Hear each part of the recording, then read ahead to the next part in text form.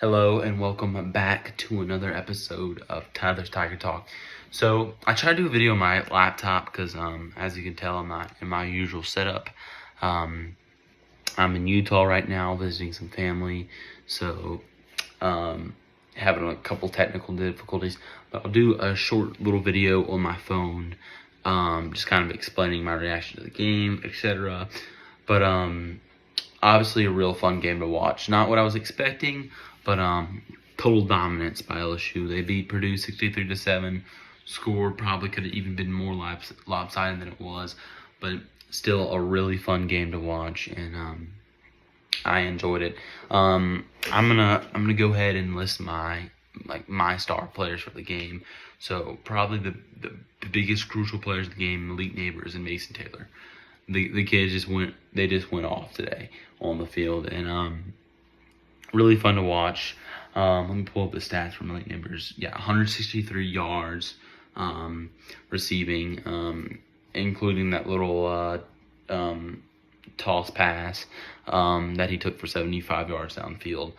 Just really athletic. He's fast. He's tall, athletic. Dude can make plays. So it was really fun to see that. Mason Taylor, who's also going to be a problem coming into the 2023 football season next year. He's just really good at getting open, and seems to be a favorite for both Nussmeier and Jaden Daniels throughout the game. Him and Malik Neighbors. I'm trying to see if what else. So like I was kind of talking about this earlier, but what was I gonna say? Sorry, this is like my 5th or 6th time recording this because I made like a 25-minute video of my laptop after recording it for like the 3rd time, and the audio was messed up. So I'm recording this for like the 5th time. So sorry if I stumble over my words or say something that I've already said, because I just want to make sure I get in everything that was most important. But so we had that little back and forth with Nussmeier and Jane Daniels throughout the game. Then later on, you saw a little bit of Walker Howard, but not much. I would have liked to see him come in a little earlier, especially when you knew the score was so lopsided and you knew LSU was obviously going to win the football game. It was dominance on both sides, defense and offense. I mean, for a while, Purdue was just struggling to get yards on LSU. It really, Purdue really didn't do much. Especially, I mean, the game would even been worse if LSU would have kept those starters in on defense. But obviously they didn't.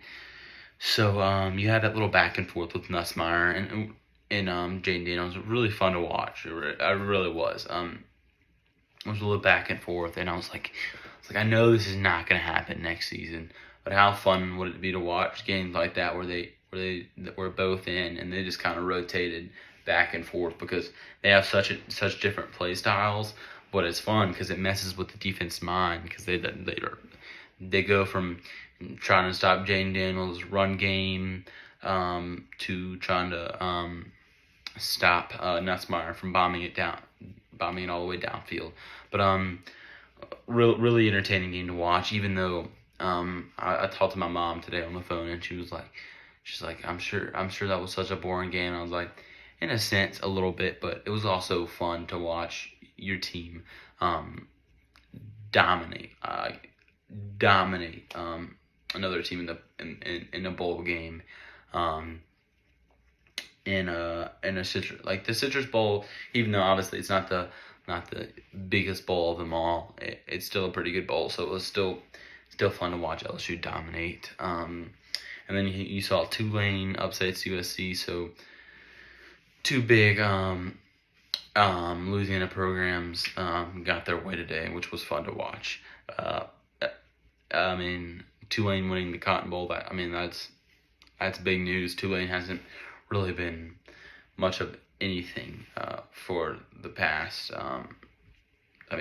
decade, if you want to say that. I mean, it's been a while. while since Tulane's been an all-right team. So that was fun to watch. 2 Louisiana teams showing up today. Your players on both sides of the field showing up today, whether it was Malik Neighbors making plays with his feet, or whether it was I'm trying to think, Harold Perkins disrupting the quarterback, and to get into Harold Perkins, I mean, the dude is just so talented. Could go to the NFL right now if he wanted. I mean, he's just that talented. He's so quick to get to the ball, to get to the quarterback, whoever has the ball, running back. And one thing I talked about in the previous video that I made, but didn't upload, was his ability to get to the ball and find the ball, not just going and sacking the quarterback. He'll have the defender on one side of his body and then his hand reaching and hitting that ball out of the quarterback's hand and making crucial plays like that. He's just such a fun player on defense to watch, and you don't see that very often, whether it's entertaining to watch defense, but when he's making plays on the field, it's fun. And then obviously you're gonna lose some guys this year on defense, but you're coming back strong. Defensive line, DBs, you really have nothing to worry about. And then you have that Mason Smith, one of the best defensive players in the nation. One of the best defensive players in the nation will be coming back, and he'll be very essential to stopping the run game. So like I said, I'm gonna try to keep this video short and go over the most essential parts, because I'm doing this on my phone, and it's, for some reason, it's so hard to upload from your phone to YouTube. So I'm gonna try to keep it more compact, and then I'll figure out the issue with my computer, because I'm gonna be making a video with Josh, one of my friends, Josh, who was at the game today, on Wednesday. We're gonna be making a video, but Malik Neighbors, star on offense today. Bernard Converse got the game ball, but Malik Neighbors, in my opinion, was probably the best player on that field today. And one thing with Nussmeier, hopefully I didn't talk about it, because I know I talked about it in the last recording I made, but hopefully I didn't talk about it already, was his touch pass. And if hopefully I didn't already say it, but to summarize, he needs to work on his touch pass and his floating the ball, especially like a lob, because most of his passes seems to be more bullet passes where he's zipping it downfield at 100 miles an hour. You saw the interception in the end zone. It could have been a touchdown. The game could have even been more lopsided, but he threw an interception in the end zone because he tried to bullet the pass in there instead of just lobbing it in the end zone. Your receivers, no matter who they are, I think it was Lacey on that play, but no matter really who they are, they're better than Purdue's DBs. So that really should have been a touchdown or an incomplete pass. It shouldn't have been an interception. So that's when it comes to the QB controversy between Jaden and Nuss. I think that's where you have to worry about it the most, is how Nuss is throwing the ball, because some of the way he's throwing the ball can be scary, and sometimes, with Jaden, even though Jaden's more conservative and you feel a little bit safer with him, sometimes it's a little bit too safe. And but you'll see the little controversy, I'm sure, in spring and summer camp, but you'll have to wait.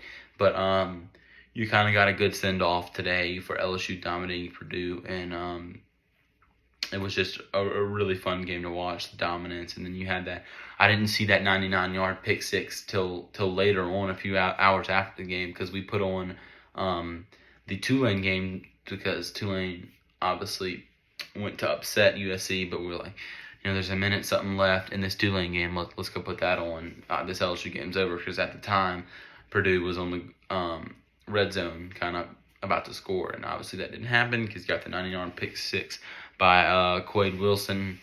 But LSU just showing up, whether it was first team or second team, backups or whatever. They showed up today, and it was really fun to watch, and just a dominant performance. What you want to see in a bowl game, and you have to be proud of Brian Kelly for going 10-4 this year. After a couple disappointing losses this year to Florida State and then Tennessee, you didn't expect LSU to go far, and they got into the SEC championship, which really they weren't even supposed to. It's like, I mean, they weren't supposed to be there. It was like, and you saw that when they got whooped, but it's going to be a totally different scenario next year if they're in there. You had Stetson Bennett on Georgia, who's practically gonna be in a retirement home next year. Don't like the dude. I hate his guts. I think he's too cocky, and dude's 25 years old, same age as Joe Burrow, and he runs the world. And I don't like him. But you lose him, you lose a lot of players on Georgia. Georgia's gonna be weakened a little. Alabama, I don't think the team that they usually are. Still going to be a tough opponent next year, but I could definitely see LSU in the playoff position next year for sure. They don't have that hard of a schedule, and I think they're going to be a way better team next year. So I think that'll do it for now. If there's anything you'd like me to touch on, comment down below. I kind of had to do this video fast. Like I said, I had like a 25-30 minute video on my laptop, but it didn't go as planned. A couple technical difficulties, so I just decided to do it on my phone. I'm trying to keep it short so that it won't take long to upload. But leave a comment, consider subscribing, sharing. Let me know if there was anything that I didn't talk about that I should have. I think that's it. As always, thank you for watching, and go Tigers.